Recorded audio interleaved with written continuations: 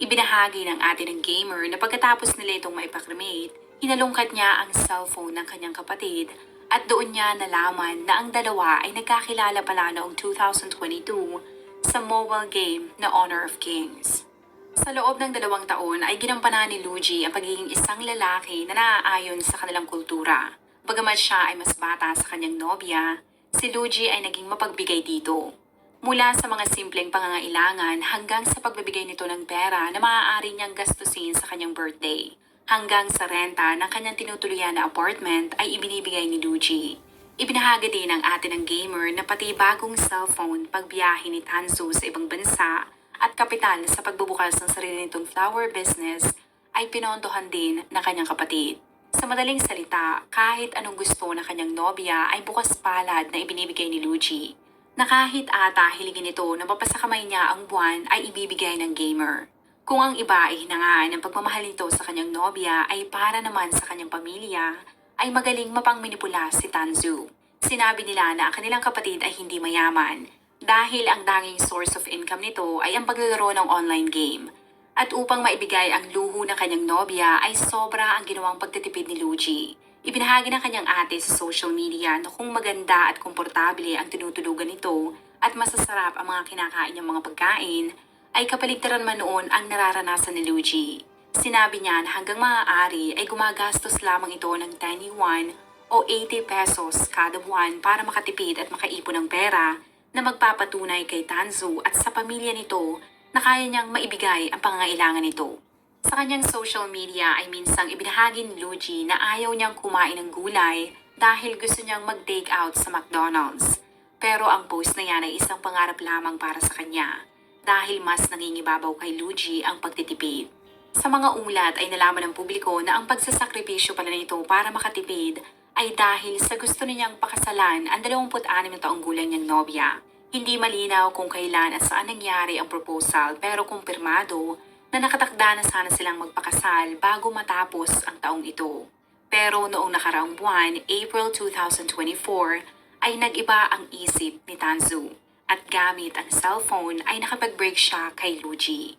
Ang malungkot na gamer ay hindi nagsayang ng oras at bumiyahe siya patungo sa Chongqing sa pagtatangka na personal na kausapin ang kanyang ex.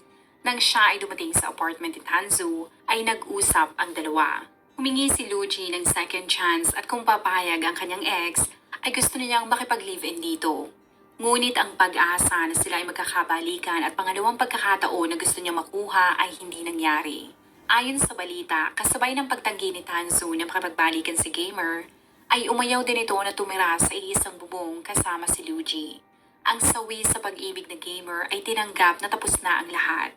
Pero sa hindi maipaliwanag na dahilan, base sa kanyang bank records ay nag-transfer siya ng pera sa account ng dati niyang nobya na nagkakahalaga ng 66,000 pesos bago siya nagtungo sa tulay na ito.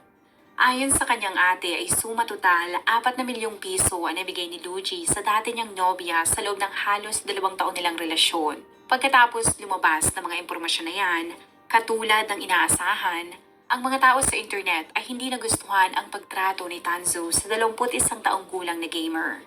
At dahil sa pamumbatikos na ibinabato sa kanya ng publiko, hindi na nakatiis si Tanzu at siya ay lumabas sa isang live stream noong May 4 kung saan humingi siya ng tawad. 大家好，我就是谭竹。今天是我第一次露脸，很抱歉以这种方式认识到大家。其实对于这段感情，我真的很后悔。猫猫，是我没能够好好珍惜你。我现在只想和你和好，你回来好不好？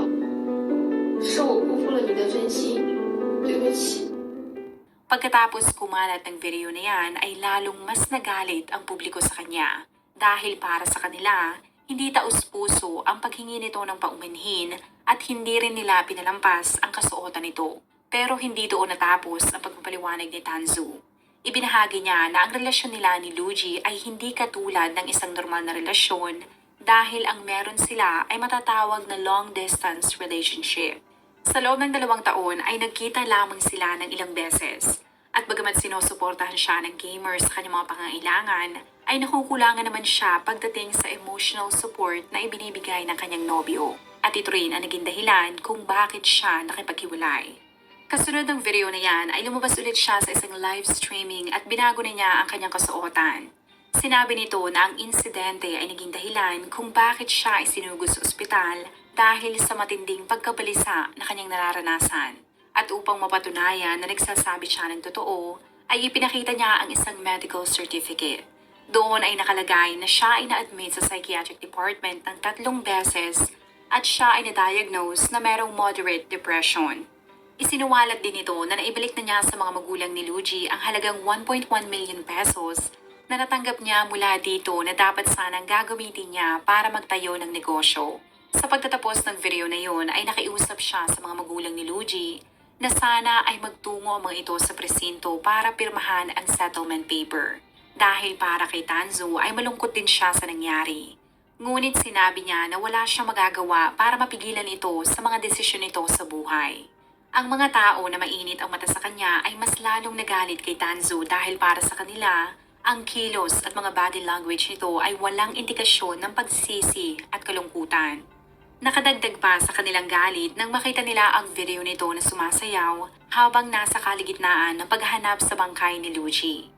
Ang mga kaibigan din ng gamer ay binahagi na hindi sila naniniwala sa mga sinasabi ng ex nito dahil para sa kanila ay hindi talaga nito minahal si Luigi.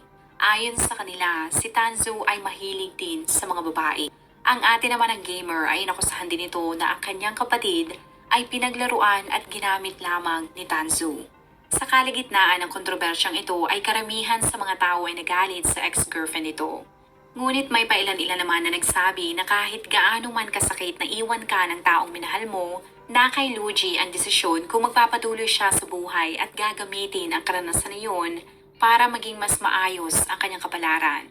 Ang isang kaibigan ng gamer ay nagsabi din na ilang araw bago magpatibahal si Luigi ay ibinahagi nito na nakakaranas na siya ng pagkabalisa dahil matumal at minsan ay wala na siyang customer. Sinabi niya na lalo pang lumala at nadagdagan ang pag-alala nito kung ano ang mangyayari sa kanyang kinabukasan nang makipaghiwalay si Tanzu.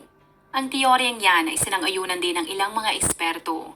Para sa kanila ay maaaring naisip ni Luigi na dahil sa nawawalan na siya ng income at nakipaghiwalay pa sa kanya ang kanyang fiancé, ay wala nang kapag-apag-asa ang kanyang buhay, kaya mas pinili nitong mawala na lamang sa mundo. Ilang araw pagkatapos naging trending ang nangyari kay Luigi, bilang pag-alala nila sa gamer, ang mga tao sa internet ay nag-order ng pagkain sa iba't ibang mga fast food chains dahil kung maaalala mo ay noong buhay pa si Luigi ay matindi ang pagtitimpi nito na kumain ng mahal na pagkain para makatipid. Sa video na ito ay makikita mo ang napakaraming take-out bags sa tulay. Sa pagdaan ng mga araw ay natuklasan ng publiko na ang mga pagkain palang dinadala ng mga nagde-deliver ay minsan kulang-kulang at ang malala, minsan ay wala itong laman. Ilang mga empleyado ang tinanggal sa trabaho at ang ibang mga tindahan ay sinara din sa kontrobersya na kanilang kinakaharap. Ang kapatid ni Luigi ay nagpapasalamat sa simpatsya na kanilang tatanggap. Ngunit nakiusap ito sa mga tao na itigil na ang pag-order ng mga pagkain. Ngunit kahit anong panawagan niya ay patuloy pa rin ang pagdating ng mga ito pati bulaklak sa tulay.